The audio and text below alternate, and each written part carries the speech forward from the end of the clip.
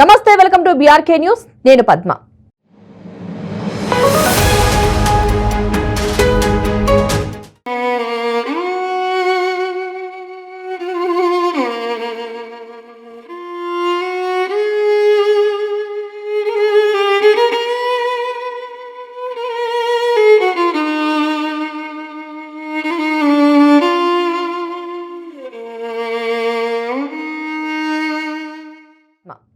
ప్రస్తుతం బంగ్లాదేశ్ ఆర్థిక పరిస్థితిలో కొట్టిమిట్టాడుతోంది.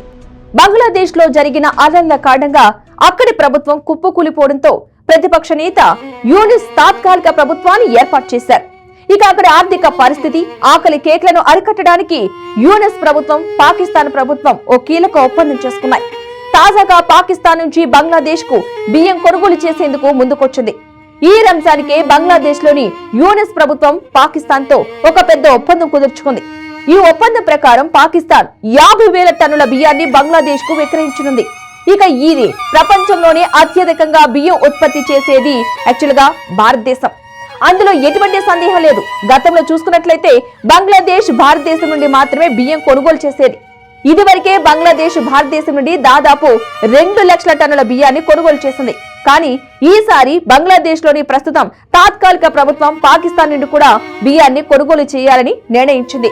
ప్రస్తుతం బంగ్లాదేశ్ ప్రభుత్వం భారతదేశం నుండి 50,000 టన్నుల బియ్యం, పాకిస్తాన్ నుండి 50,000 టన్నుల బియ్యం కొనుగోలు చేయాలని నిర్ణయించింది.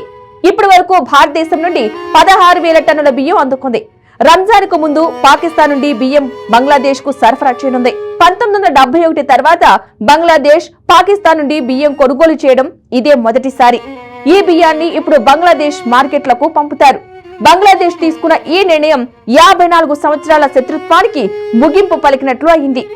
ఇక పాకిస్తాన్ బంగ్లాదేశ్ కు పంపే బియ్యం తెల్లగా, పొడవుగా ఉంటాయి. దీనిని బిర్యానీ చేయడానికి ఉపయోగిస్తారు.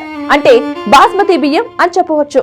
బంగ్లాదేశ్ లో వాణిజ్యం ప్రారంభంతో పాకిస్తాన్ ప్రభుత్వం ఉత్సాహంగా ఉంది.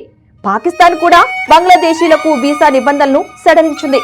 షేక్ హసీనా ప్రభుత్వంపై తిరుగుబాటు తర్వాత కూడా బంగ్లాదేశ్ లోని సామాన్య ప్రజలు తీవ్ర ద్రవ్యోల్బణంతో అష్టకష్టాలు పడుతున్నారు. మరోవైపు బంగ్లాదేశ్ లో ఖర్జూర ధర కిలో 1,500 రూపాయలకు చేరుకుంది. సామాన్యుల నిత్య జీవన ధరలు అంటే చక్కెర, నూనె ధరలు కూడా ఆకాశాన్నంటుతున్నాయి. దీంతో గత ప్రభుత్వంపై జరిగిన విధంగా ప్రస్తుతం ప్రభుత్వంపై ప్రజలు తిరుగుబాటు చేయకముందే రంజాన్ కు ధరలు నియంత్రించాలని ప్రభుత్వం ప్రత్యేక చర్యలు చేసే ఆలోచనలో పడింది. దీంతో సామాన్య ప్రజలు ద్రవ్యోల్బణం నుండి ఉపశమనం పొందవచ్చు.